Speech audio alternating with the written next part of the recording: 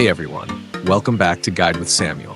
In this quick guide, I'll show you how to set a limit order on Coinbase, step by step, updated for 2025. Let's get started. Step 1. Open the Coinbase app and make sure it's updated to the latest version. Step 2. Tap Trade and pick the crypto you want to buy or sell. Step 3. Switch the order type from market to limit. Step 4. Enter the price at which you want to execute the trade. Step 5. Set the amount of crypto you want to buy or sell. Step 6. Choose how long the order should stay active, for example, good till canceled. Step 7. Tap Place Order to confirm. Tip: your order will only go through if the market hits your price. That's it. You've now placed a limit order on Coinbase in 2025. If this guide helped, like the video and subscribe to Guide with Samuel for more tutorials. Thanks for watching.